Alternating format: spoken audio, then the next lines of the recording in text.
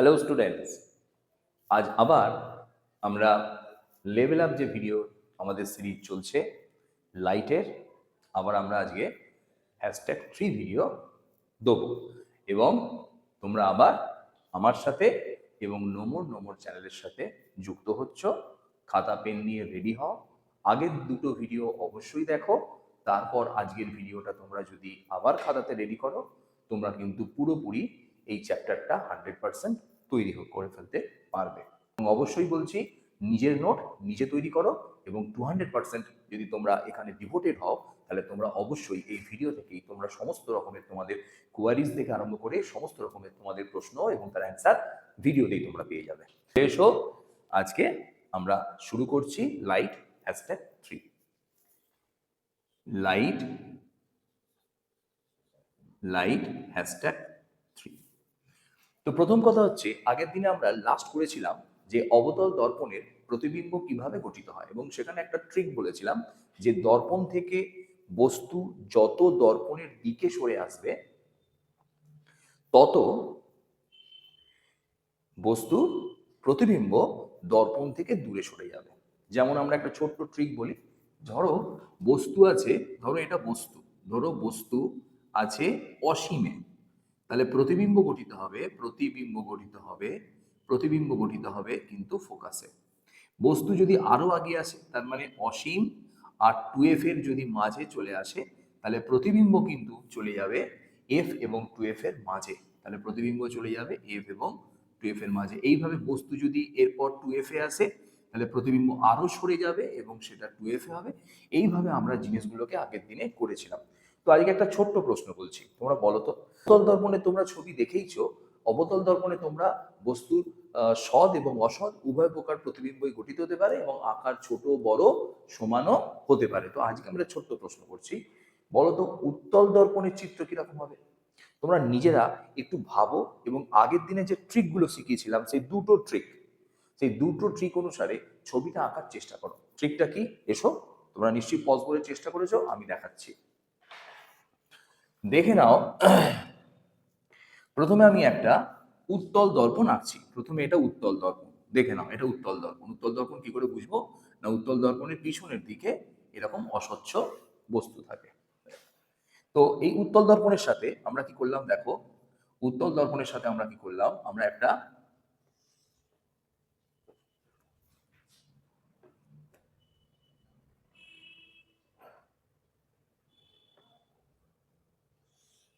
Line টেনে নিলাম।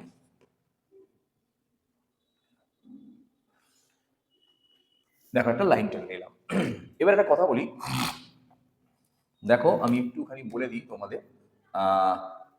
এই ছবিটাকেও আমরা এরকম ভাবে এঁকে দিচ্ছি, প্রধান অক্ষ তো, এটা তো প্রধান অক্ষ, তোমরা বুঝতেই পেরেছো। এই লাইনটা আঁকলাম, দেখো এটা যদি আমি দর্পণের মেরু ধরি সি, তাহলে ঠিক মিডল পয়েন্টটা হবে দর্পণের ফোকাস। এটা তোমরা জানো, তাই তো? আচ্ছা, এবার বলছি যে ধরো আমরা আগের দিনে কি শিখিয়েছিলাম বলো? আমরা আগের দিনে শিখিয়েছিলাম যে যদি যে কোনো একটা বস্তুকে, আমি যদি যে কোনো একটা বস্তুকে, ধরে নাও একটা বস্তু এখানে আছে, এই বস্তুর একটা শুধু এর ভালো রুলস হচ্ছে, দেখে নাও আমি ছবিটাকে আঁকি, ছবিটাকে এইভাবেই আঁকি। দেখো নিয়ম শিখিয়ে দিয়েছিলাম, তাই তো? এই ছবিটা আঁকলাম, ঠিক আছে? এটা বস্তু। তো বস্তুটাকে কোথায় লিখলাম? না স্যার, বস্তুটাকে আপনি যেখানে খুশি রাখুন, যেখানে খুশি বস্তুটাকে আপনি 2f এ রাখুন, f এ রাখুন, এর কোনো ব্যাপার নেই, উত্তল দর্পণের একটাই ছবি হয়। তো বস্তুটাকে যদি আমি যেখানে হোক দর্পণের সামনে রাখি, তাহলে বস্তু থেকে আমরা দুটো ট্রিক শিখেছিলাম, একটা সমান্তরাল রশ্মি বেরোবে, সেটা ফোকাস দিয়ে যাবে বা যাবার উপক্রম করবে। তাহলে আমি ধরে নিচ্ছি এই বস্তুটা ফোকাস দিয়ে যেতে চাইছে, তাহলে এই বস্তুটা যদি ফোকাস দিয়ে যেতে চায়, দেখো আমি ছবিটা আঁকছি।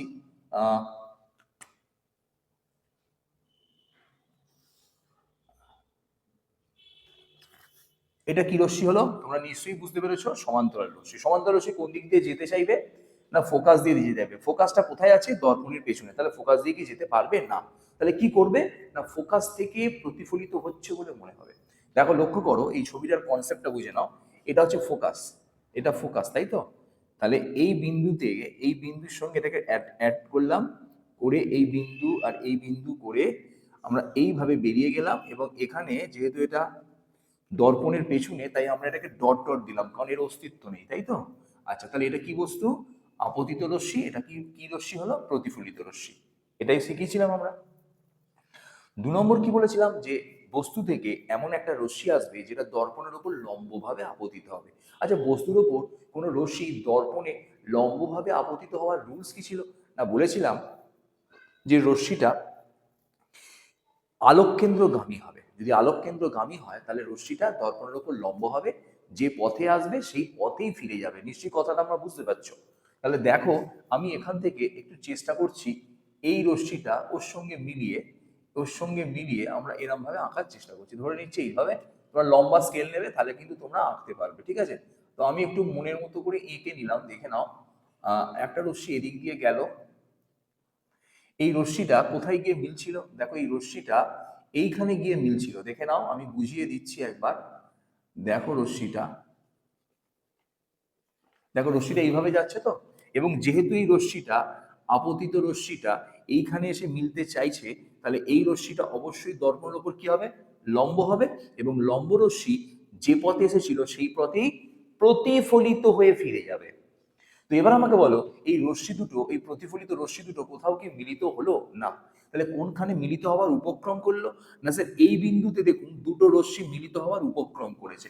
তার মানে আপনি বলতে চাইছেন এই এই বিন্দুতে অবশ্যই একটা বস্তু হবে, যে বস্তুটা, দেখো, যে বস্তুটা এই রকম হবে, দেখে নাও, যে বস্তুটা এইরকম হবে, ডট ডট দিয়ে আঁকলাম। অর্থাৎ এই দুটো প্রতিফলিত রশ্মি কোথাও মিলিত হয়নি। যেহেতু মিলিত হয়নি, অপর কোনো বিন্দুতে মিলিত হচ্ছে বলে মনে হচ্ছে, তাহলে এখানে যে প্রতিবিম্বটা গঠিত হবে সেটা অসৎ বিম্ব, আগের দিন বলেছি। তার মানে এটা যদি বস্তু হয়, এটার নাম যদি পি কিউ দিই, তাহলে এটার নাম হবে পি ড্যাশ এবং কিউ ড্যাশ। এবং একটা মজার বিষয় হচ্ছে, বস্তু যেদিকে মাথা, প্রতিবিম্বেরও সেদিকে মাথা, তার মানে এটা সমশীর্ষ হবে। আচ্ছা, আর কিছু তোমরা লক্ষ্য করতে পারলে? হ্যাঁ, দেখো, আমি বলে দিচ্ছি, তোমরা লিখে লিখে যাও। এখানে প্রতিবিম্বর কি কি বৈশিষ্ট্য পাওয়া গেল। দেখো, প্রতিবিম্বের বৈশিষ্ট্য আমি লিখে দিচ্ছি, কিন্তু প্রতিবিম্বের বৈশিষ্ট্য, আমি কিন্তু প্রতিবিম্বের বৈশিষ্ট্য দেখো লিখে দিচ্ছি। প্রতিবিম্বের বৈশিষ্ট্যে 1 নম্বরে পেলাম দর্পণের দর্পণের পিছনে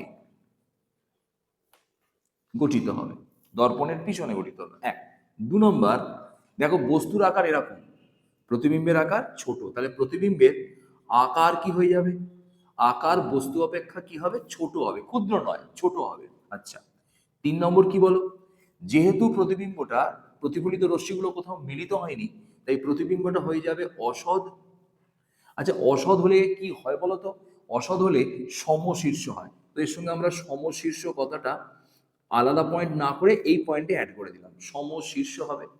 আর একটা কথা বলো তো, যদি অসৎ হয়, সমশীর্ষ হয়, তাহলে 4 নাম্বার, এই প্রতিবিম্বকে কিন্তু পর্দায় ফেলা যাবে না, একে পর্দায় ফেলা যাবে না। তো এতগুলো বৈশিষ্ট্য, এবং একটা জিনিস তোমরা ক্লিয়ার করে শুনে নাও, 5 নাম্বার, বস্তুকে যেখানেই রাখা হোক, বস্তুর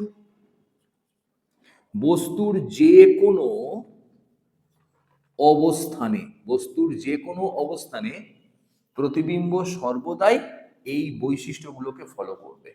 অর্থাৎ বস্তু যে কোনো অবস্থানে থাকুক, যেমন অবতল দর্পণের ক্ষেত্রে বিভিন্ন অবস্থানে বিভিন্ন রকম ঘটনা ঘটেছিল, কিন্তু উত্তল দর্পণের ক্ষেত্রে বস্তু যেখানেই থাকুক, যে কোনো অবস্থানের ক্ষেত্রে দর্পণের পেছনে গঠিত হবে প্রতিবিম্ব, আকার ছোট হবে, অসৎ হবে, সমশীর্ষ হবে, এবং পর্দায় ফেলা যাবে না। এইটা কিন্তু অনেক সময় পরীক্ষায় প্রশ্ন আসতে পারে, কিন্তু খুব ইম্পর্টেন্ট বলে দিলাম, অবতল দর্পণের সাহায্যে প্রতিবিম্ব গঠনের চিত্র। আচ্ছা, তো আমার কাছে 2-3টে কথা একটুখানি বলে দিই, মন দিয়ে শুনে নাও। একটা ছোট্ট নতুন ঘটনা এলো, যেটা আমরা একটা রাশি নাম দিতে পারি, যেটার নাম হচ্ছে, দেখে নাও, এটার নাম হচ্ছে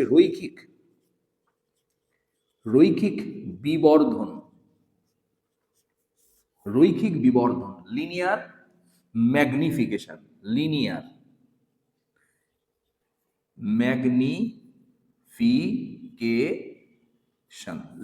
ম্যাগনিফিকেশন মানে হলো রৈখিক বিবর্ধন। রৈখিক বিবর্ধন জিনিসটা কি? দেখো, যেহেতু এটা ম্যাগনিফিকেশন ওয়ার্ড আসছে, তাই আমরা এই লিনিয়ার ম্যাগনিফিকেশনকে স্মল এম দিয়ে প্রকাশ করি। এই লিনিয়ার ম্যাগনিফিকেশন সমান, এই লিনিয়ার ম্যাগনিফিকেশন সমান সমান দিলাম, লিনিয়ার ম্যাগনিফিকেশন সমান দুটো কথা বলছি, খুব মন দিয়ে শোনো। একটা হচ্ছে প্রতিবিম্বের প্রতিবিম্বের দৈর্ঘ্য, প্রতিবিম্বের দৈর্ঘ্য বাই বস্তুর বস্তুর দৈর্ঘ্য, প্রতিবিম্বের দৈর্ঘ্য বাই বস্তুর দৈর্ঘ্য, এটা বলা হলো লিনিয়ার ম্যাগনিফিকেশন। ক্লিয়ার হলো? আচ্ছা, প্রতিবিম্বের দৈর্ঘ্যকে আমরা যদি লিখি, প্রতিবিম্বের দৈর্ঘ্যকে আমরা যদি লিখি, ধরো প্রতিবিম্ব মানে ইমেজ, তাহলে আই ইনভার্টেড কোট। আর বস্তুর দৈর্ঘ্যকে আমরা লিখবো অবজেক্ট, অবজেক্টকে লিখবো ও ইনভার্টেড কোট। তাহলে কিভাবে লিখলাম নিশ্চয়ই বুঝে গেলে, I by O, I by O. আচ্ছা, এটার আর কোনো সূত্র আছে? হ্যাঁ আছে, দেখে নাও। আর সূত্র হচ্ছে যে স্যার একটা সূত্র আছে, এটা হচ্ছে মেরু, এটাকে বলে মেরু, তোমরা জানো অবশ্যই, এটাকে বলে দর্পণ এম ড্যাশ, আর এটাকে বলে এম। আচ্ছা, এবার হচ্ছে এই মেরু থেকে বস্তুর দূরত্ব, সবসময় দর্পণের ক্ষেত্রে সবসময় যে কোনো বস্তুকে মাপার জন্য মেরু ইউজ করব। তাহলে প্রথমে লিখলাম প্রতিবিম্ব, প্রতিবিম্ব ও মেরুর মেরুর দূরত্ব বা প্রতিবিম্ব মেরুর মধ্যবর্তী দূরত্ব, আর তলায় লিখব বস্তু ও মেরুর মধ্যবর্তী। তার মানে এটা হচ্ছে বস্তু, এটা হয়ে গেল। তার মানে এই এই যে দূরত্বটা, এই দূরত্বটাকে আমরা কি বলবো? এটাকে আমরা বলবো বস্তু ও মেরুর দূরত্ব। তো এটাকে আমরা লিখি ইউ দিয়ে, দেখে নাও। আর এই মেরু থেকে যখন প্রতিবিম্বের দূরত্ব বার করব, তখন আমরা সেই দূরত্বটাকে এইভাবে দেখাবো এবং সেই দূরত্বটাকে স্মল ভি দিয়ে দেখাবো। ক্লিয়ার হলো? তাহলে প্রতিবিম্ব থেকে মেরুর দূরত্বকে লিখবো স্মল ভি, আর বস্তু থেকে মেরুর দূরত্বকে লিখবো স্মল ইউ। তো এরা পরস্পর সমান। তাহলে এখান থেকে একটা ছোট্ট ডাটা আমরা তৈরি করলাম, m equal to I by O equal to V by U. এই ডাটাটা থেকে আমরা সমস্ত ধরনের অঙ্ক করতে পারবো এবং আমরা বলতে পারবো যে যদি এই লিনিয়ার ম্যাগনিফিকেশন বা রৈখিক বিবর্তনের মান গ্রেটার দ্যান 1 হয়, তখন বস্তুর আকার প্রতিবিম্বের আকার বড় হবে, বস্তু থেকে প্রতিবিম্বের আকার বড় হবে। তখন লিখছি প্রতিবিম্ব বড় হবে কার অপেক্ষা? বস্তু অপেক্ষা। যদি ইকুয়াল টু সমান হয়, তাহলে প্রতিবিম্বের আকার সমান হবে কার সঙ্গে? সমান হয়ে যাবে, তোমরা লিখে নেবে বস্তুর সাথে। আর যদি লেস দেন 1 হয়, তখন প্রতিবিম্বের আকার লিখে দিলাম ছোট হবে কার অপেক্ষা? বস্তু অপেক্ষা, বস্তু অপেক্ষা ছোট হবে। তাহলে এতগুলো ডাটা তোমরা লিখে নিতে পারলে। যেমন আমি একটা ছোট্ট করে উদাহরণ দিয়ে এখানে দেখিয়ে দিই। দেখো, তোমরা নিশ্চয়ই বুঝতে পেরেছো যে এখানে ইউটা বড়, ভিটা ছোট। তাহলে আমি যদি এখানে লিনিয়ার ম্যাগনিফিকেশন বার করি কার? এই প্রতিবিম্বের, তখন আমি লিখছি, দেখো, দ্য ভি বাই ইউ। আচ্ছা, ভি কত?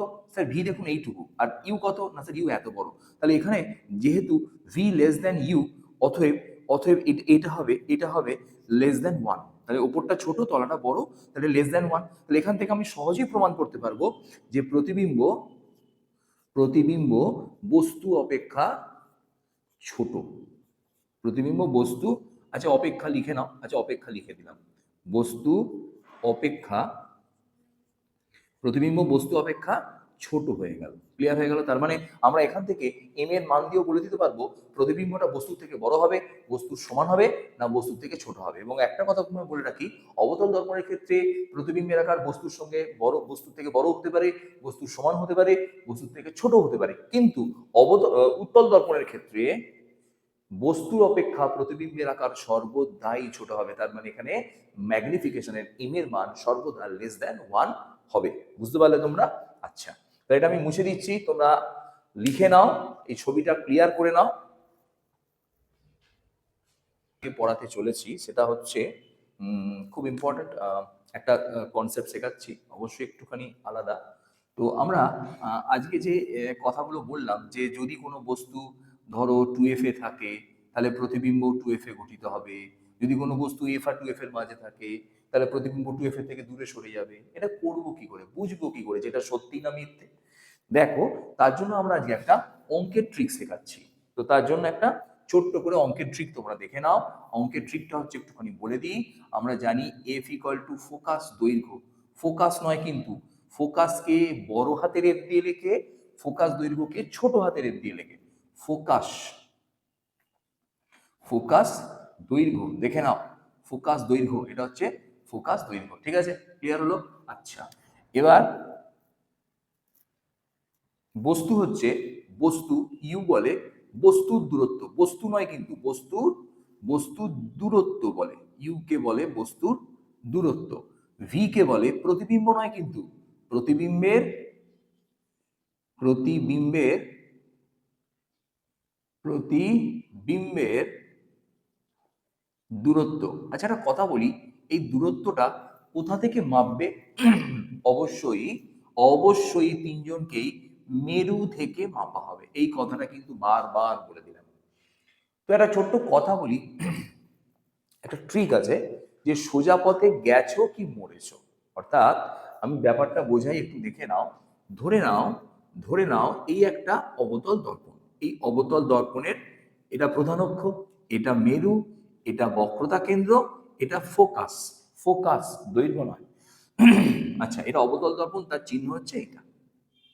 ঠিক আছে, বুঝে গেলাম? তো এবার প্রশ্ন হচ্ছে যে স্যার ধরুন বস্তুটা এইখানে আছে, দেখে নাও বস্তুটা এইখানে আছে, যদি বস্তুটা এখানে থাকে তাহলে প্রতিবিম্ব কিরকম ভাবে গঠিত হবে? না, প্রতিবিম্ব বস্তু থেকে একটা সমান্তরাল রশ্মি যাবে, সেটা কোন দিক দিয়ে আসবে স্যার? না, সেটা এফ দিয়ে বেরিয়ে যাবে। দেখো, বুঝে নাও, তোমরা বুঝে গেছো নিশ্চয়ই, প্রতিফলিত রশ্মিটা এফ দিয়ে যাবে। তো আমার প্রশ্ন হচ্ছে যে স্যার আপনি যখন ফোকাস দৈর্ঘ্য মাপবেন তখন কিভাবে মাপবেন? খুব মন দিয়ে শোনো। সবসময় ফোকাস দৈর্ঘ্য, বস্তু বা প্রতিবিম্ব দূরত্ব তুমি যাই মাপো না কেন, সবসময় মেরু থেকে মাপবে, এবং এটা মাপার সময় তোমার যদি আপতিত রশ্মির বিপরীত দিকে যেতে হয় তাহলে তুমি প্লাস, আর আপতিত রশ্মির তুমি যদি দিকে যাও তাহলে হয়ে যাবে মাইনাস। তো কিরকম বলি, কথাটা নিশ্চয়ই তুমি শুনে নিয়েছো, দেখো আমি বোঝাচ্ছি। আমি এই মেরু থেকে এই ফোকাসের মধ্যবর্তী ডিস্টেন্সটাকে মাপছি। তো এটা মাপার সময় আমি মেরু থেকে কোন দিকে গেলাম? না, আপতিত রশ্মির বিপরীতে গেলাম। তাহলে অবতল দর্পণের ফোকাস দৈর্ঘ্যকে আমি ধরবো প্লাস, সোজা পথে গেলে মরবে মানে মাইনাস হবে, কিন্তু উল্টো পথে গেলে তুমি বাঁচবে। তার মানে অবতল দর্পণের ক্ষেত্রে এই ফোকাস দৈর্ঘ্যকে আমরা সর্বদা পজিটিভ চিহ্ন দিয়ে, পজিটিভ চিহ্ন দিয়ে ডিনোট করি। ঠিক একইভাবে দেখো, এখানে ছিল বস্তু, তাহলে বস্তু থেকে আমরা যদি বস্তুর দূরত্ব যদি মাপি, তো স্যার কিভাবে বস্তুর দূরত্ব মাপবো? না, দেখো আলোক কেন্দ্র থেকে, আলোক কেন্দ্র থেকে সরাসরি বস্তুটা এইখানে আছে, তাহলে আলোক কেন্দ্র থেকে আমরা যদি এদিকে আসি, তাহলে এটা যদি বস্তুর দূরত্ব মাপি, দেখো সেটা আপতিত রশ্মির ঠিক বিপরীতে, আপতিত রশ্মি এদিকে, আপতিত রশ্মি এদিকে, আর বস্তুকে মাপছি এইদিকে, দেখো মুখটা এইদিকে আর এদিকে। তার মানে আমি বলতে চাইছি এই যে বস্তুর চিহ্নকেও সর্বদা প্লাস চিহ্ন দিয়ে লেখা হবে, কার ক্ষেত্রে? অবতল দর্পণের ক্ষেত্রে। ঠিক একইভাবে দেখে নাও, যদি আমি এখানে প্রতিবিম্ব কোথায় মিলিত হবে, তোমরা নিশ্চয়ই বুঝতে পেরেছো, প্রতিবিম্ব আগে আসছে, প্রতিবিম্ব পিছিয়ে যাবে, প্রতিবিম্ব এই বক্রতা কেন্দ্রের থেকে একটু দূরে হবে। তার মানে আবার একটু লক্ষ্য করো, আমরা এই মেরু থেকে যখন প্রতিবিম্বের দৈর্ঘ্যটা মাপছি ভি, তখন কোন দিকে যাচ্ছি? না, এই দিকে যাচ্ছি। তার মানে আপতিত রশ্মি এই দিকে, আপতিত রশ্মি এদিকে, প্রতিবিম্ব দূরত্ব এদিকে। তার মানে আবার প্রতিবিম্ব কিন্তু দেখে নাও প্লাস চিহ্ন দিয়ে আমরা ডিনোট করছি, অর্থাৎ তিনটে জিনিস কিন্তু বুঝিয়ে দিলাম। অবতল দর্পণের ক্ষেত্রে সবগুলি প্লাস হলো। তার মানে একটা ছোট্ট কথা বলি, যখন এটা প্লাস চিহ্ন হবে, আর একটা টোটকা শিখিয়ে রাখি তোমাদের, অবশ্যই প্রতিবিম্বটি, প্রতিবিম্বটি প্রতিবিম্বটি তোমরা নিশ্চয়ই বুঝতে পারছো, প্রতিবিম্বটি সৎ হয়ে যাবে। যদি আমরা অবতল দর্পণের ক্ষেত্রে সৎ প্রতিবিম্ব পাই তখন প্লাস চিহ্ন হবে, আর যখন আমরা অসৎ বিম্ব পেয়েছিলাম, দেখো লক্ষ্য করে, তখন অসৎ বিম্বটা, প্রতিবিম্বটা ছিল পিছনের দিকে, মনে পড়ছে না? মনে পড়ছে না? হ্যাঁ, যদি বস্তু এই মেরু এবং এফ এর মাঝে ঢুকে যায়, মানে এখানে যদি বস্তু থাকতো তাহলে প্রতিবিম্ব দর্পণের পেছনে হতো। তো তখন লক্ষ্য করো তো আমরা কি করে এই প্রতিবিম্ব দূরত্ব মাপতাম? না, এইটা প্রতিবিম্ব, এটা আলোক কেন্দ্র, তাহলে এদিকে মাপছি, আর আপতিত রশ্মি কোন দিকে? এদিকে, তাহলে আপতিত রশ্মিও এদিকে, আর দূরত্ব মাপছি এদিকে, দুটো একই দিকে। তখন কিন্তু এই প্রতিবিম্বের দৈর্ঘ্যটা, চিহ্নটা আমরা নেগেটিভ চিহ্ন দ্বারা প্রকাশ করব।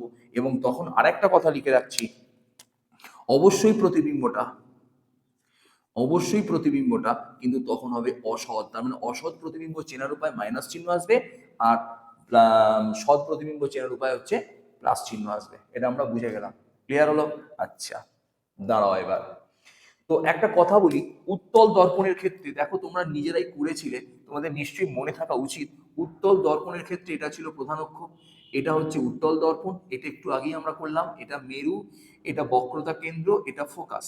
আর এখানে যদি কোনো একটা বস্তুকে রাখি, তাহলে বস্তুটা প্রথমে এইভাবে যাবে, বস্তুটা প্রথমে সমান্তরাল এইভাবে যাবে, তাহলে সমান্তরাল ভাবে পড়ার পর কোন দিক দিয়ে বেরিয়ে যাবে, এই ডট ডট ডট ডট এদিকে বেরিয়ে যাবে।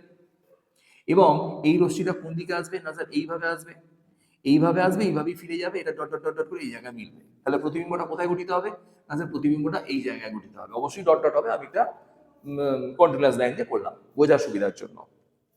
তাহলে লক্ষ্য করো তো, আপতিত রশ্মি এদিকে, আপতিত রশ্মি কোন দিকে, এদিকে। আচ্ছা স্যার, যখন বস্তুকে মাপবো তখন বস্তুটাকে কোন দিকে যাচ্ছি স্যার, এদিকে যাচ্ছি। তাহলে বস্তুর ক্ষেত্রে, উত্তল দর্পণের ক্ষেত্রে বস্তু কিন্তু ভালো করে দেখে নাও, উত্তল দর্পণের ক্ষেত্রে বস্তু কিন্তু প্লাস দিয়ে লেখা হয়, বস্তুর চিহ্ন কি হয়ে যাবে, ইউটা কি হয়ে যাবে, প্লাস ইউ। আচ্ছা, প্রতিবিম্ব, আচ্ছা ফোকাস কোন দিকে মাপছো না স্যার, মেরু, এটা মেরুর থেকে স্যার এদিকে ফোকাস মাপছি না স্যার, ফোকাস যখন মাপছি তখন আপতিত রশ্মি যেদিকে, ফোকাসও দেখো একই দিকে। তার মানে এর ক্ষেত্রে ফোকাস, ফোকাস কিন্তু হয়ে যাবে প্লাস, ফোকাস হয়ে যাবে মাইনাস এফ। কেন না, আমরা একই দিকে মেপেছি।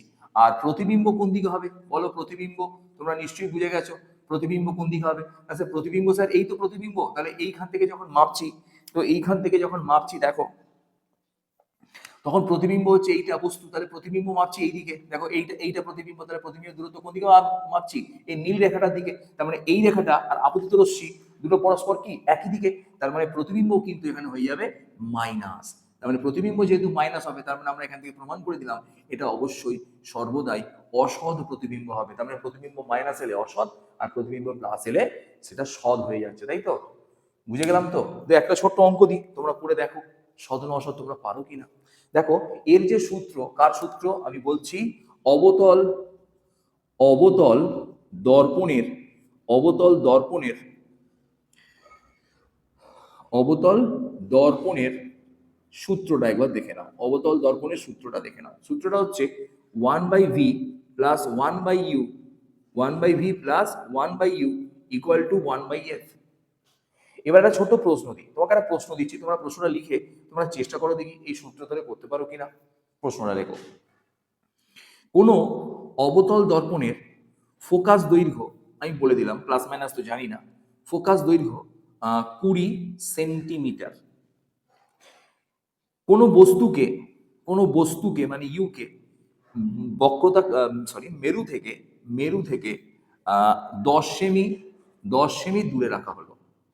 তাহলে প্রতিবিম্বের অবস্থান কোথায়, তার মানে ভি কোথায় হবে, এবং এবং এটি আকার কিভাবে বার করবে, আকার, এর আকার কিরকম হবে সেটা কিভাবে বার করবে, এবং তার রৈখিক, রৈখিক বিবর্ধনও বার করতে হবে, রৈখিক বিবর্ধন বার করতে হবে। কি করে করব দেখো, আমি ফার্স্টে বলি, খুব ইজি।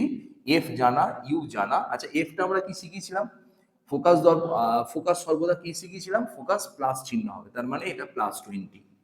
আচ্ছা বস্তু কি শিখিয়েছিলাম, দেখো বস্তু শিখিয়েছিলাম সর্বদা প্লাস হবে, স্যার তার মানে এটা +10। তো প্রতিবিম্ব কি শিখিয়েছিলাম, সর্বদা প্লাস হবে না স্যার, এটা ভুল বলছেন, প্লাসও হতে পারে মাইনাসও হতে পারে, তো জানি না। তো আমরা এটা বার করে দেখবো প্লাস হবে না মাইনাস হবে, এবং অবস্থান কোথায় হবে, এবং প্রতিবিম্বের আকারও আমি বার করতে পারবো। যদি প্রতিবিম্বের আকার বার করো, এখানে আরেকটা ডাটা দেওয়া আছে, বস্তু, বস্তুর দৈর্ঘ্য বলে দিয়েছে, দেখে নাও একসঙ্গে তিনটে অঙ্ক একবারে করিয়ে দিচ্ছি। বস্তুর দৈর্ঘ্য বলে দিয়েছে 5 সেন্টিমিটার, তাহলে আমরা প্রতিবিম্বের আকার বার করব, দেখে নাও মন দাও।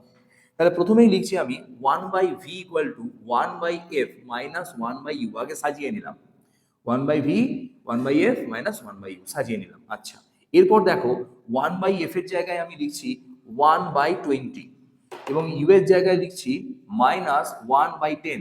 দেখো এটা হলো 20, 20, 20 হলো, এটা 1 হলো, এটা 2 হলো, তাহলে অ্যান্সার হলো -1/20 সমান 1/v। তাহলে অর v ইকুয়াল টু -20, অবশ্যই -20, এবং v ইকুয়াল টু -20 মানে কি, সব এককগুলো কিসে আসছে, সেমিতে, তাহলে অবশ্যই এটা সেমিতে লিখতে হবে। এবার একটা ছোট্ট প্রশ্ন দিতে হবে, মাইনাস চিহ্ন কি লিখবো দেখে নাও, মাইনাস চিহ্ন অসৎ, অসৎ বিম্বকে, মাইনাস চিহ্ন অসৎ বিম্বকে প্রকাশ করে, মাইনাস চিহ্ন অসৎ বিম্বকে প্রকাশ করে। মাইনাস চিহ্ন কাকে প্রকাশ করলো? মাইনাস চিহ্ন অসৎ বিম্বকে প্রকাশ করলো। আচ্ছা, অসৎ বিম্ব দর্পণের কোথায় হয়? দেখো সেখানেও আছে, যেহেতু এটা দর্পণের সামনে থাকলে সৎ আর দর্পণের পেছনে চলে গেলে তাকে বলা হয়েছিল অসৎ। তার মানে দর্পণের পেছনে যখন বস্তু প্রতিবিম্ব গঠিত হবে তাকে বলা হবে অসৎ। তার মানে এখানে খুব ক্লিয়ার হয়ে গেল। দেখো আমি অ্যান্সার লিখতে শুরু করছি। অতএব বস্তুটি মেরু থেকে দর্পণের পিছনে লিখছি, কিন্তু মেরু থেকে কিভাবে লিখছি দেখে নাও। মেরু থেকে দর্পণের দর্পণের পিছনে পিছনে কত সেমি দূরে? 20 সেমি দূরে, 20 সেমি দূরে অবস্থান করবে। নিশ্চয়ই বুঝতে পারা গেল, দর্পণের পিছনে 20 সেমি দূরে অবস্থান করবে। তাহলে একটা কনসেপ্ট তো শিখে গেলাম, 1 নাম্বার পেয়ে গেলাম।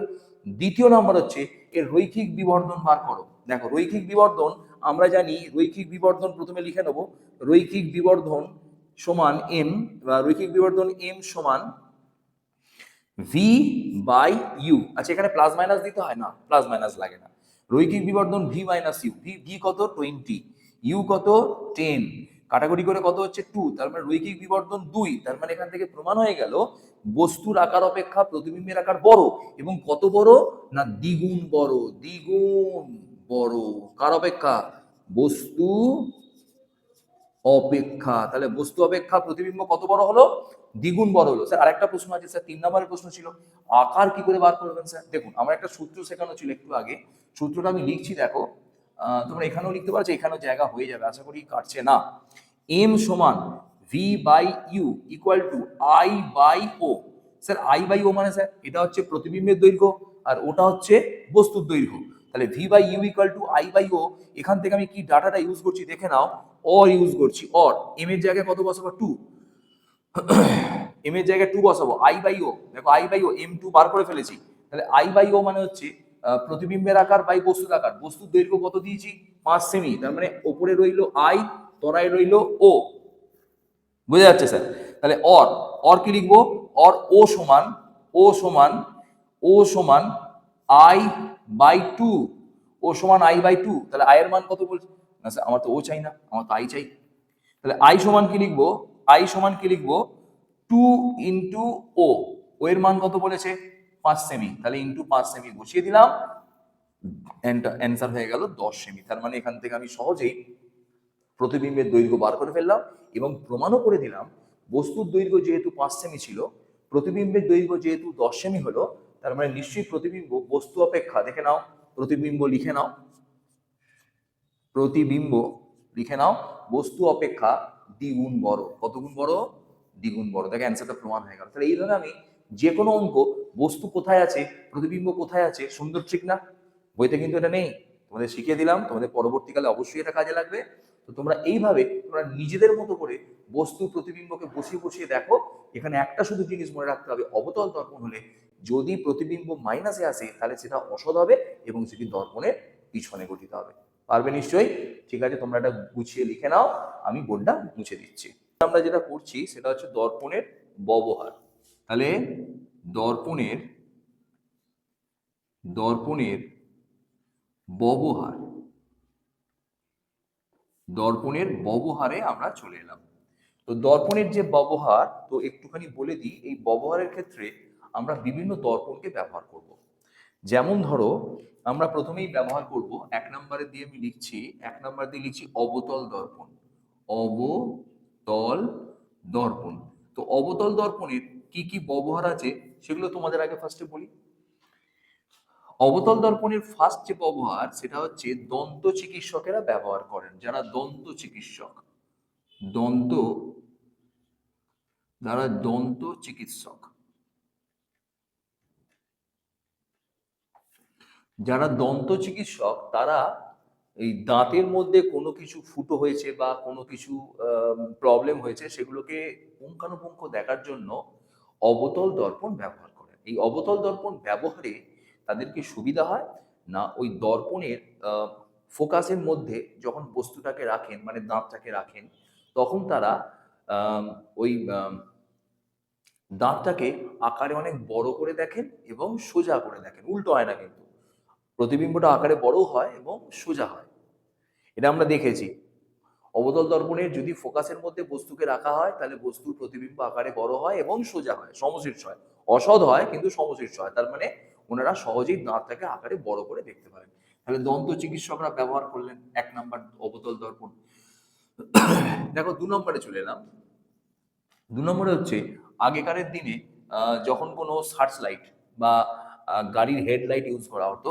দেখো সার্চ লাইট, আগেকার দিনে কেন বললাম লিখছি আমি ফার্স্টে। সার্চ লাইট, সার্চ লাইট বা সার্চ লাইট বা গাড়ির গাড়ির হেডলাইট, গাড়ির হেডলাইট, সার্চ লাইট বা গাড়ির হেডলাইট, হেডলাইটের প্রতিফলক, প্রতিফলক, প্রতিফলক রূপে আমরা এই অবতল দর্পণকে ব্যবহার করি। অর্থাৎ কিরকম না, এ দেখো ছবিটা আমি আঁকি, এটা হচ্ছে অবতল দর্পণ। এই অবতল দর্পণের ঠিক ফোকাস, যেটা ফোকাস বলি, ফোকাসে আমরা একটা লাইটকে রাখলাম, আর লাইটগুলো এই অবতল দর্পণ এইভাবে পড়লো এবং তারা সোজা পথে বেরিয়ে চলে গেল। এইভাবে বহুদূর পর্যন্ত রাস্তাকে আলোকিত করতে সাহায্য করে। তো একটা কথা ছোট্ট করে বলে রাখি, বর্তমানে এনবি দিয়ে লিখে রাখছি, বর্তমানে কিন্তু এই সার্চ লাইট বা হেডলাইটের ক্ষেত্রে আমরা অবতল দর্পণ ব্যবহার করি না। আমরা যে দর্পণটা ব্যবহার করি তার নাম হচ্ছে অধিবৃত্তীয় দর্পণ, অধিবৃত্তীয় দর্পণ, বৃত্তীয় দর্পণ ব্যবহার করি। অর্থাৎ এটাকে অ্যাকচুয়ালি ইংরেজিতে বলা হয় parabolic, parabolic mirror, parabolic mirror বলা হয়, অধিবৃত্তীয় দর্পণ। আচ্ছা, এছাড়াও অবতল দর্পণের আর কি ব্যবহার আছে দেখো, বিভিন্ন সাজগোজ করার জন্য, যারা মেয়েরা যখন সাজ করে, বিউটি পার্লার এইসব, হ্যাঁ, অর্থাৎ অর্থাৎ আয়না, মানে বিশেষ সাজার জন্য, সাজার, সাজার বা দাড়ি কামানো, দাড়ি কামানোর জন্য বিশেষ দর্পণ, সাজার বা দাড়ি কামানোর জন্য বিশেষ দর্পণ রূপে এই অবতল দর্পণকে ব্যবহার করা হয়, যেখানে বস্তুকে খুব বড় করে দেখা যায়। তাহলে আয়নায় যদি আমরা অবতল দর্পণ দিয়ে যদি আমরা দাড়ি কামাই বা সাজি, তাহলে মুখের মধ্যে ছোট ছোট কোনো জায়গায় যদি কিছু প্রবলেম থাকে সেটা আমরা খুব ভালো করে দেখতে পাবো। ঠিক আছে, বুঝে গেলাম তাহলে। আচ্ছা, এরপর চলে আসছি উত্তল দর্পণ। উত্তল দর্পণ এর কিন্তু অনেক ব্যবহার। এর ব্যবহারের মধ্যে সব থেকে একটা ইম্পর্টেন্ট ব্যবহার হচ্ছে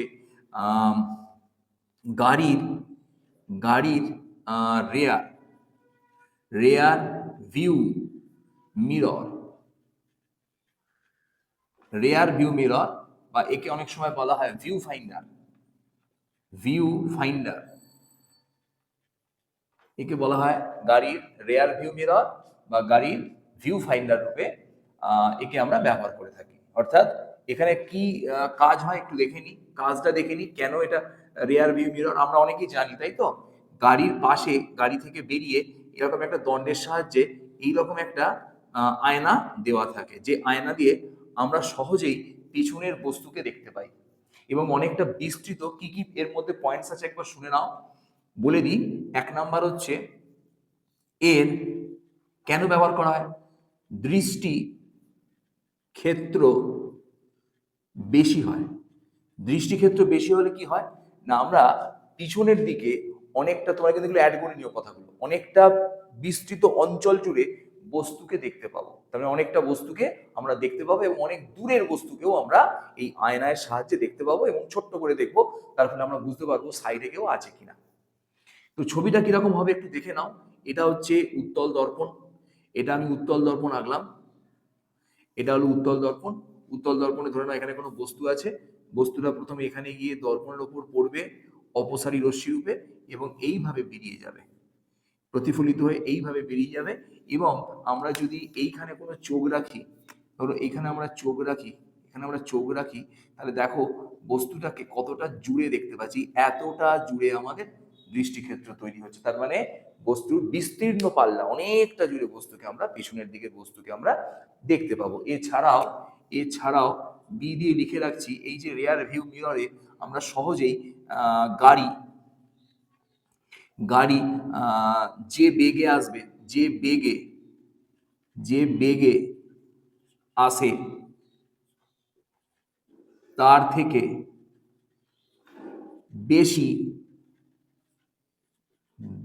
বেগে দর্পণের দিকে, তার থেকে বেশি বেগে দর্পণের দিকে আসবে। ফলে আমরা বুঝবো যে গাড়ি খুব তাড়াতাড়ি আসছে, যতটা বেগে আসছে তার থেকেও দর্পণের দিকে বেশি বেগে আসবে। তাহলে আমরা দেখবো যে গাড়িটা খুব ফাস্ট আসছে। তাহলে আমরা যদি মনে করি গাড়িটাকে আগে থেকে সাইড দেবো, তাহলে সহজেই আমরা গাড়িটাকে সাইড দিতে পারবো। তো বুঝে গেলাম। তো এটা হয়ে গেল আমাদের উত্তল দর্পণের বিরাট একটা ব্যবহার। এছাড়াও আমরা অবতল দর্পণের আরেকটা ব্যবহার তোমাদের ডি দিয়ে লিখে দিলাম। জেনে রাখো, এই অবতল দর্পণের আরেকটা ব্যবহার আছে। এই অবতল দর্পণের ব্যবহার হচ্ছে মাইক্রোস্কোপ।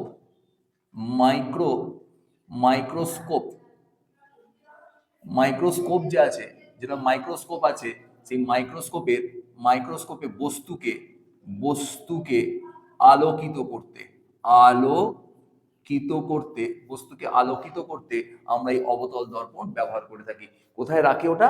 ওটা মঞ্চর ঠিক তলায়, মাইক্রোস্কোপের যে কম্পাউন্ড মাইক্রোস্কোপ, তার যে মঞ্চ আছে, মঞ্চর ঠিক তলাতে একটা ছোট ছিদ্র আছে, ছিদ্রের ঠিক নিচে অবতল দর্পণকে ব্যবহার করা হয়। এই অবতল দর্পণে আসা আলোক রশ্মিকে ফোকাসে মিলিয়ে বস্তুকে আলোকিত করা হয়। বোঝা গেল? আচ্ছা, তো এইভাবে আমরা অনেকগুলো দর্পণের ব্যবহার তো পেয়েই গেলাম। আর আমরা সমতল দর্পণের ব্যবহার তো জানি। হ্যাঁ, আর অনেক সময় টেলিস্কোপেও ব্যবহার করা হয়। টেলিস্কোপ, এই অবতল দর্পণকে অনেক সময় টেলিস্কোপেও ব্যবহার করা হয়ে থাকে। ঠিক আছে, তাহলে বুঝে গেলাম। আচ্ছা, আমরা প্রতিসরণ করানোর আগে আমরা একটা ছোট্ট একটা ঘটনা একটু বলে দিই। সেটা হচ্ছে দর্পণের শনাক্তকরণ। দর্পণের শনাক্তকরণ। আমরা একটু দর্পণের শনাক্তকরণটা একবার দেখে নিই। দর্পণের শনাক্তকরণ। তো দর্পণকে কিভাবে শনাক্ত করবো? তো প্রথমেই প্রশ্ন আসছে, স্যার আমাদের ক ধরনের দর্পণ আছে? না, আমাদের 3 ধরনের দর্পণ সাধারণত আমরা জানি। তার মধ্যে প্রথমে আছে 1 নাম্বার অবতল দর্পণ, আমি লিখে দিলাম। 2 নম্বর আছে উত্তল দর্পণ, আর 3 নম্বর আছে সমতল দর্পণ। তো এগুলোকে শনাক্ত করবো কি করে? এটা আমাদের খুব একটা ইম্পর্টেন্ট প্রশ্ন। এটা দিয়ে একটা 2 নম্বরের প্রশ্ন হয়। তো প্রথমেই দেখো, আমরা দর্পণের যেহেতু ছবিগুলোকে এঁকেছি এবং আমরা দর্পণের ছবি থেকে একটা জিনিস দেখি যে অবতল দর্পণে বস্তুর আকার বড় হতে পারে, ছোট হতে পারে, আবার সমান হতে পারে। আর উত্তল দর্পণে বস্তুর আকার সর্বদা ছোট হয়। উত্তল দর্পণে বস্তুকে যেখানেই রাখি, বস্তুর আকার নয়, প্রতিবিম্বের আকার সর্বদা ছোট হয় বস্তুকে যেখানেই রাখি। আর সমতল দর্পণে বস্তুকে যেখানেই রাখি, প্রতিবিম্বের আকার সর্বদা সমান হয়। তাহলে এই ট্রিকটাকে যদি আমরা কাজে লাগাতে পারি, তাহলে আমরা একটা প্রশ্ন করতে পারি। দেখো, মন দাও। আমরা শিখিয়েছিলাম অবতল দর্পণে যদি বস্তুকে ফোকাসের মধ্যে রাখি, তাহলে বস্তু অসৎ প্রতিবিম্ব তৈরি করবে এবং এই প্রতিবিম্বটি দর্পণের পেছনের দিকে গঠিত হবে, সমশীর্ষ হবে এবং আকারে বড় হবে।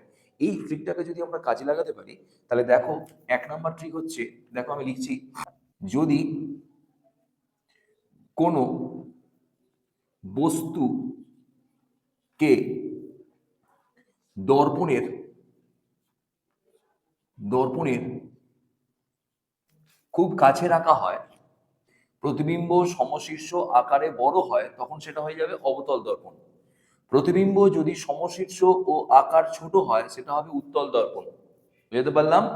আর 3 নাম্বার লিখছি দেখো, প্রতিবিম্ব যদি সমশীর্ষ ও আকারে সমান হয়ে যায়, তাহলে সেটা হয়ে যাবে সমতল দর্পণ। তাহলে দর্পণের 3টে কনসেপ্ট বুঝে গেলাম। বস্তুকে 3টে দর্পণেরই একবার করে খুব কাছে রাখবো। যদি আকার খুব বড় হয়, সেটা অবতল দর্পণ, সমশীর্ষ অবশ্যই। যদি আকারে খুব ছোট হয়, সমশীর্ষ, উত্তল দর্পণ। আর যদি আকারে সমশীর্ষ মানে সমানই হবে, মানে মাথাটা সমান থাকবে এবং আকার যদি সমান হয় তাহলে সেটা সমতল দর্পণ। তাহলে এইভাবে তোমরা দর্পণকে শনাক্তকরণ করতে পারবে এবং এইভাবেই গুছিয়ে লিখতে হবে, তবে 2 নম্বর পাবে। এরপর চলে এসো আমরা প্রতিসরণে চলে যাচ্ছি। আজকে যেটা পড়বো সেটা একদম নতুন কনসেপ্ট। সেই কনসেপ্টটার নাম হচ্ছে একদম নতুন। আমরা এতক্ষণ প্রতিফলন পড়ছিলাম, এবার আমরা যে কনসেপ্টটা পড়বো তার নাম হচ্ছে প্রতিসরণ। হেডিং করো তোমরা প্রতিসরণ। তার মানে মোটামুটি দর্পণের যা যা কনসেপ্ট ছিল আমরা কনসেপ্টগুলো পড়ে ফেললাম। তার মানে সার্চ লাইট। আচ্ছা, আরেকটা কথা বলি, এই যে বর্তমানে অধিবৃত্তীয় দর্পণ ব্যবহার করা হয়, এই অধিবৃত্তীয় দর্পণের কনসেপ্টটা কিরকম দেখে নাও। আমি একটুখানি ছবিটা এঁকে দিচ্ছি। এইরকম দেখতে অধিবৃত্তীয় দর্পণ, দেখে নাও খানিকটা এরকম দেখতে অধিবৃত্তীয় দর্পণ, এরকম দেখতে। এবং এর ফোকাসে যদি আমরা বস্তুকে রাখি তাহলে এইখান থেকে আগত রশ্মিগুলো এইখানে এসে পড়বে এবং সেগুলো পরবর্তীকালে সমান্তরালভাবে বেরিয়ে যাবে। তো এর সাথে এর পার্থক্যটা কি হলো? এখানেও তো একই ঘটনা ঘটছিল অবতল দর্পণে। না, এই অধিবৃত্তীয় দর্পণের যেহেতু ক্ষেত্রফলটা বেশি, তাই এখানে বেশি সংখ্যক আলোক রশ্মিকে সমান্তরাল করে, ফলে আলোর জোরটা অনেক, তীব্রতাটা অনেক বেশি হয় এবং আলো অনেক দূর পর্যন্ত যায়, যার ফলে সার্চ লাইট ব্যবহার করলে বহু দূরের বস্তুকে আমরা সহজেই, বা লেজার লাইট ব্যবহার করলে বহু দূরের বস্তুকে আমরা সহজে ব্যবহার করতে পারি। এটা কিন্তু লেজার লাইটেও এই প্রতিফলকটা ব্যবহার করা হয়ে থাকে। অনেক সময় লেন্সও এখন বর্তমানে ব্যবহার করা হচ্ছে। যাই হোক, এটা প্রতিফলক হয়ে গেল। তাহলে প্রতিসরণকে আমরা করব, প্রতিসরণকে বলা হয় রিফ্র্যাকশন। রিফ্র্যাকশন, প্রতিসরণকে বলে রিফ্র্যাকশন। দেখে নাও, খুব ইম্পর্টেন্ট। আজকে প্রতিসরণ শুরু হচ্ছে। তো প্রতিসরণের ক্ষেত্রে আমরা ফার্স্টেই যে সূত্রটা শিখবো, প্রতিফলনের সূত্র তোমরা জানো, আমি আর লেখাইনি। তো প্রতিসরণ থেকে আমরা লিখছি প্রতিসরণের সূত্র। প্রতিসরণের সূত্র ফার্স্ট হেডিং করলাম প্রতিসরণের সূত্র। আগে এটা লিখে নাও। আজকে আমরা প্রতিসরণের সূত্র শিখবো, তারপর প্রতিসরণ ব্যাপারটা আমরা বুঝছি। আগে সূত্রটা লিখে নিই। প্রতিসরণের সূত্র হচ্ছে, দুটো সূত্র আছে প্রতিসরণের, দুটো সূত্র আছে। একটা সূত্রকে বলা হয়, প্রথম সূত্রকে বলা হয় স্নেলস ল, স্নেলের সূত্র। প্রতিসরণের সূত্রটাকে বলা হয় স্নেলের সূত্র। স্নেলের সূত্রটা আমি ইম্পর্টেন্ট বলে দিচ্ছি, একটু শুনে নাও, খুব ইম্পর্টেন্ট কিন্তু। স্নেলের সূত্র হচ্ছে, এই টার্মসগুলো যদি তুমি না লেখো তুমি জিরো পাবে। নির্দিষ্ট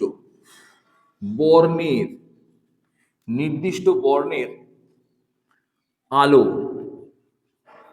ও নির্দিষ্ট দুটি মাধ্যমের, নির্দিষ্ট বর্ণের আলো ও নির্দিষ্ট দুটি মাধ্যমের ক্ষেত্রে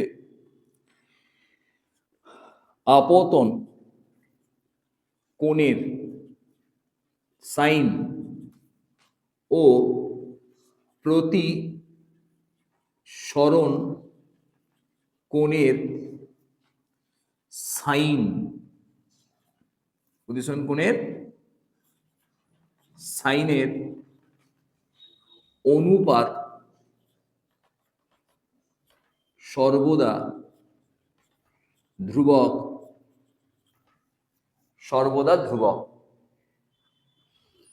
অর্থাৎ দেখো কি বলতে চাইছি, আমি একটু বোঝাই। ধরে নাও এখানে একটা প্রতিসরণ হচ্ছে, আমি একটু পরে প্রতিসরণ বোঝাচ্ছি। এটা আপতিত রশ্মি, এই রশ্মির এদিক দিয়ে চলে যাওয়ার কথা ছিল, এটা এদিক দিয়ে ঢুকলো। এটা হচ্ছে আপতন কোণ, এটা আই, আর এটা হচ্ছে প্রতিসরণ কোণ, এটা আর। তো স্নেল বললেন যে আপতন কোণের সাইন আই বাই সাইন আর, আর এই যে অনুপাতটা, এই অনুপাতটা সর্বদা ধ্রুবক, অর্থাৎ কনস্ট্যান্ট। অনুপাতটা সর্বদা ধ্রুবক। এবং বললেন যে এই অনুপাতকে মিউ দিয়ে লেখা হয়। এই অনুপাতকে মিউ দিয়ে লেখা হয়। এই মিউকে বলা হয় রিফ্র্যাক্টিভ ইন্ডেক্স। রিফ্র্যাক্টিভ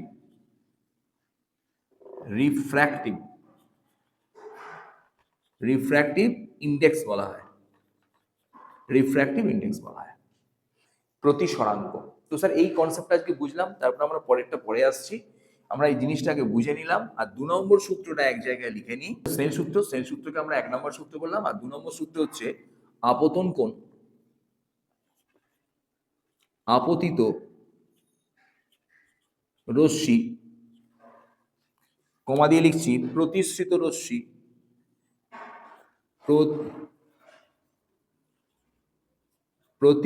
রশ্মি, ও আপতন বিন্দুতে অঙ্কিত অঙ্কিত অভিলম্ব লম্ব একই তলে থাকে।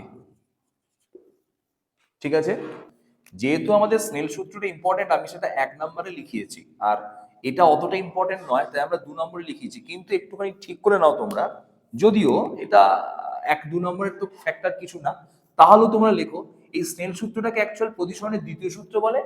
আর এই যে সূত্র লিখলাম, আপতিত রশ্মি, প্রতিসরিত রশ্মি এবং আপতন বিন্দুতে অঙ্কিত অবিলম্ব একই তলে থাকে, একই তলে থাকে, এই সূত্রটাকে তোমরা প্রথম সূত্র লিখে নাও। এটাই করে নাও, এটাকে 1 করে নাও, এটাকে 1 করে নাও, এটাকে 2 করে নাও। কিন্তু কখনোই প্রতিসরণের সূত্র লিখতে দেয়নি, সবসময় লিখতে দিয়েছে স্নেলের সূত্র, এটাই 2 নম্বর দিয়েছে। তো আবার একটা কথা বলি, যদি প্রতিসরণের সূত্র তোমাদের লিখতে বলে, তাহলে এটা হলো প্রথম সূত্র, আর স্নেল সূত্রটাকে আমরা লিখবো দ্বিতীয় সূত্র। এটাকে 1 করো না, 2ই করো।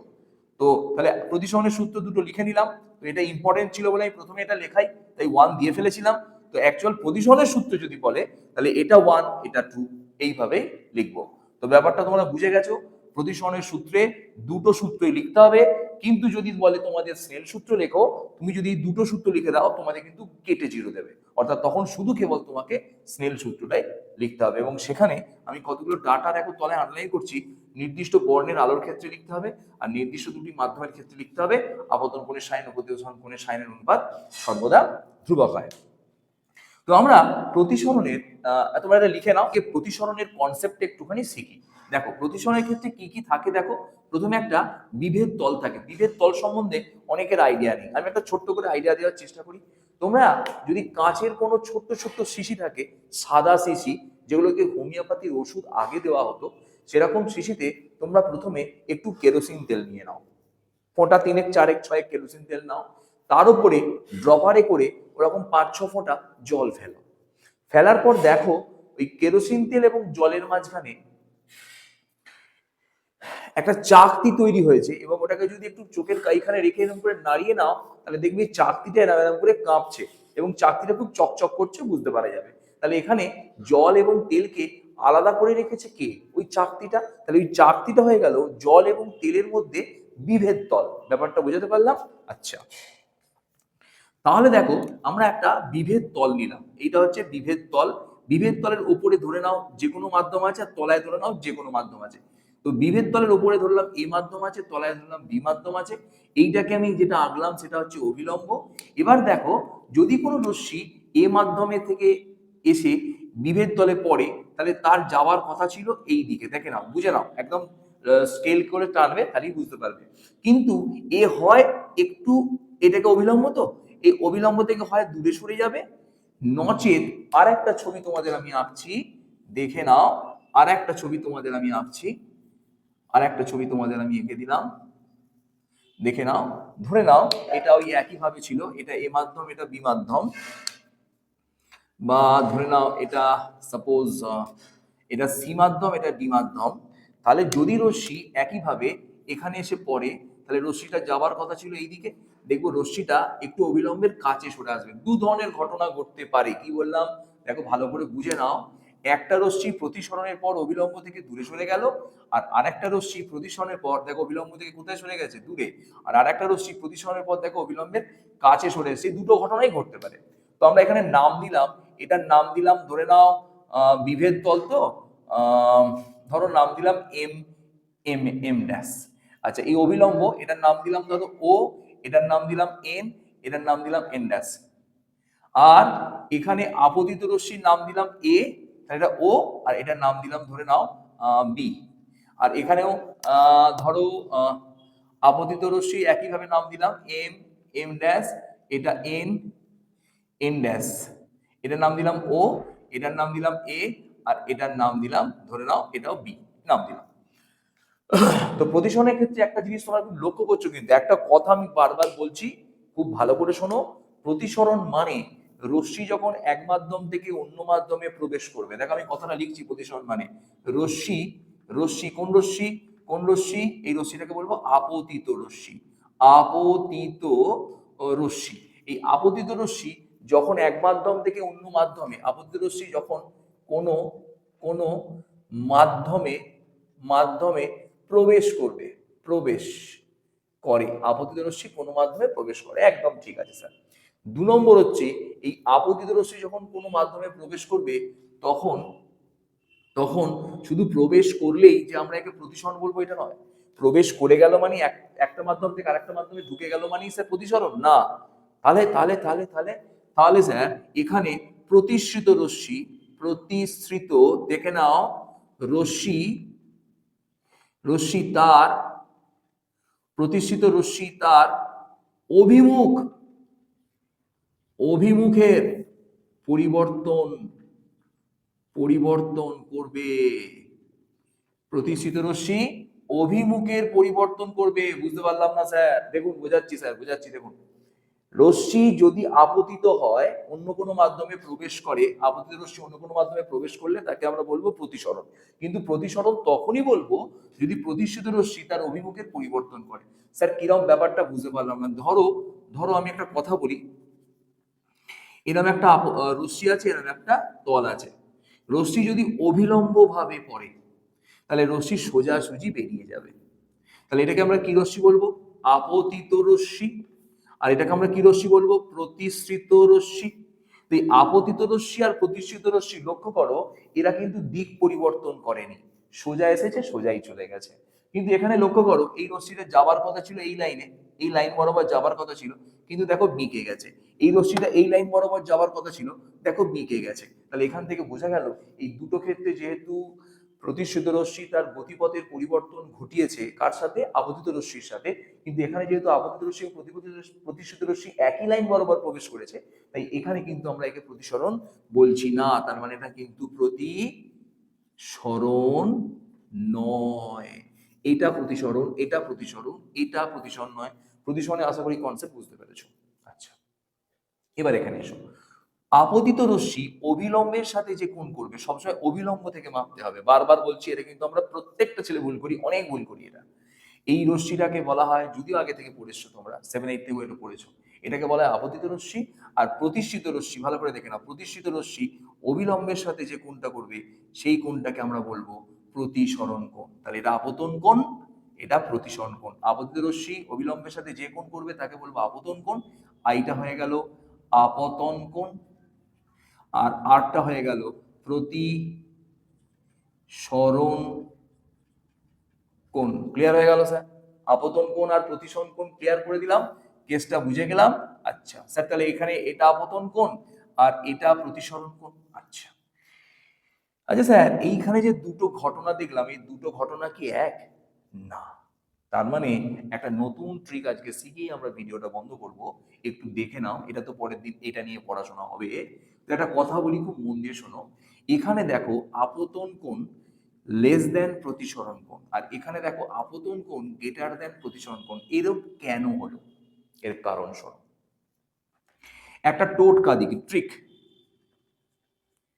ট্রিকটা হচ্ছে, যে মাধ্যম লঘু, যে মাধ্যম লঘু তাতে তাতে কোণ বড় হবে। আচ্ছা, তার মানে স্যার আপনি বলতে চাইছেন যে এখানে এই মাধ্যমটা ঘন মাধ্যম, তো ঘনকে আমরা যেহেতু দুজনের সাথে কম্পেয়ার করছি তাই কম্পারেটিভ ডিগ্রি ঘনতর লিখলাম। আর বিটা হয়ে গেল স্যার লঘু মাধ্যম, ঠিক একইভাবে একে লঘুতর লিখলাম। কেন? দেখে নাও, বি মাধ্যমটা লঘুতর, তাই বি মাধ্যমের আর এর মানটা বড়। দেখো, যে মাধ্যমটি লঘু তাতে কোণ বড় হবে, তাহলে এর আর বড় আর আই ছোট, তাহলে লঘু মাধ্যমে আর বড় হয়েছে, তার মানে এটা লঘু মাধ্যম।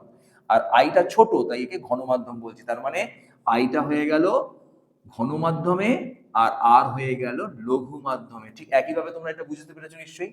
এখানে আই বড় আর ছোট, তাহলে আইটা হয়ে গেল লঘু মাধ্যম আর আরটা হয়ে গেল ঘন মাধ্যম। ক্লিয়ার হয়ে গেল? তার মানে এখান থেকে একটা জিনিস আমি শিখতে পারলাম যে কখনো আপতিত রশ্মি মানে আপতন কোণ প্রতিসরণ কোণের থেকে ছোট হতে পারে, কখনো আপতন কোণ প্রতিসরণ কোণের থেকে বড় হতে পারে, কিন্তু কখনোই প্রতিফলনের মতো, আচ্ছা একটু ভালো করে লেখো, প্রতিফলনের মতো প্রতিফলনের মতো আপতন কোণ কখনোই প্রতিসরণ কোণের সঙ্গে বা প্রতিফলন কোণের সাথে সমান হবে না। তাহলে এখানে আপতন কোণ আর প্রতিফলন কোণ যেমন সমান হচ্ছিল, কিন্তু এখানে প্রতিসরণের ক্ষেত্রে আপতন কোণ কখনোই প্রতিসরণ কোণের সাথে, আচ্ছা এখানে আর ছিল প্রতিফলন কোণ, আর এখানে আর হচ্ছে প্রতিসরণ কোণ। কথাটা বুঝতে পারলাম? কখনোই সমান হবে না, তার মানে হয় বড় হবে তাহলে ছোট হবে। এবং একটুখানি বলে দিই, এই প্রতিসরণের চ্যুতিকে ডেল্টা দিয়ে লেখা হয়। প্রতিসরণের চ্যুতি সমান লিখবো আর ডিফারেন্স আই, আর এটাকে ডিফারেন্স বলা হয়, ডিফারেন্স আই, অর্থাৎ অর্থাৎ এই দুটোর পার্থক্যকেই চ্যুতি বলে। তাহলে স্যার কি করে লিখবো না স্যার, আগে যে বড় কোণ তাকে আগে লিখবো, মাইনাস যে ছোট কোণ তাকে পরে লিখবো। এই যে পার্থক্যটা পাবো, এই পার্থক্যটাকে আমরা বলবো রশ্মির চ্যুতি। বুঝতে পারলাম? তাহলে আজকে ফান্ডামেন্টাল কনসেপ্ট বুঝলাম। আর যদি এটাকে বলা হয় লম্ব আপতন, এই ঘটনাটাকে তোমরা একটুখানি লিখে নাও, টাচ করে নাও, এটাকে বলা হয় লম্ব আপতন। লম্ব আপতনের ক্ষেত্রে কিন্তু রশ্মি এক মাধ্যম থেকে অন্য মাধ্যমে প্রবেশ করে বটে, কিন্তু যেহেতু আপতিত রশ্মি ও প্রতিশ্রুত রশ্মি অভিমুখের কোনো পরিবর্তন ঘটায় না, তাই এক্ষেত্রে আমরা বলতে পারি এখানে কোনো প্রতিসরণ ঘটছে না। তাহলে এক মাধ্যম থেকে অন্য মাধ্যমে ঢুকলেই কিন্তু প্রতিসরণ নয়। তো এগুলো তোমরা আজকে ভালো করে লিখে নাও, পরের দিনে কিন্তু প্রতিসরণের খুব ভাইটাল পার্ট আসছে, অবশ্যই হ্যাশট্যাগ করে আমরা সেটা শুরু করবো। এবং তোমরা এই অবধি নোট, মানে যেটা তোমাদের নোটটা, তোমরা নোটটা কিন্তু অবশ্যই রেডি করে নাও। 3টে নোট রেডি করে 4 নম্বর দেখো, নচেত কিন্তু এর পরের ভিডিও তোমাদের খুব একটা উপকারে আসবে না। তো ভালো করে পড়াশোনা করো এবং অনেক বড় হও, আর মন দিয়ে পড়াশোনা করো।